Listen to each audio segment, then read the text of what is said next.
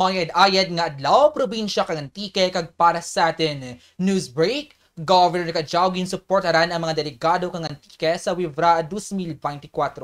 Nag-abot si Governor Rodora Joy Kajao sa Bacolod City, Negros Occidental kahapon alas 2 hapon kag anagin tipo ng mga delegado kang taga-Antique para sa Wivra 2024. Si Governor Kajao kaimaw ang Schools Division Superintendent ni Casio Frio nagpakita ang ana pagbati kag pagsuporta sa delegasyon kang Antique. Andaman na ginpangunahan ang parada sa seremonya kag pagbukas kahapon alas 5 hapon sa Panaad Park and Stadium, Bacolod City. Dugang pa ang mga delegado kang Antique makita nga nagasuksok ang pula nga t-shirt, jersey jackets kag caps para sa parada kag seremonya kang pagbukas kang Wivra 2024.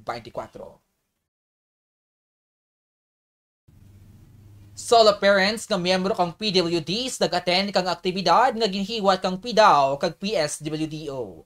Ang Persons with Disability Affairs Office o kung PDAO kag Provincial Social Welfare and Development Office o kung na PSWDO nag-organisar kang sangka aktibidad nga ginatawag nga Organizing the Persons with Disability Solo Parents in the Province of Antique kang Mayo 2, 2024. Ang aktibidad ginhiwat sa Canyogan Garden and Restaurant sa San Jose de Buena Vista, Antique. Sa diyang aktibidad, kinrepresentar ni Karin F. Panagiton ang nagadumara kang PDAO kag Solo Parents Welfare Program nga nagatakop kang mga importante nga batas nga bahin kang Republic Act kung RA 11861.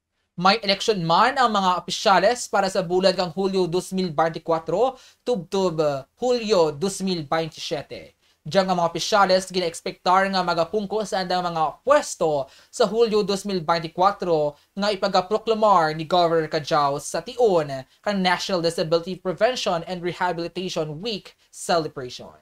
Steven Aragon, PIO Antique para sa Newsbreak.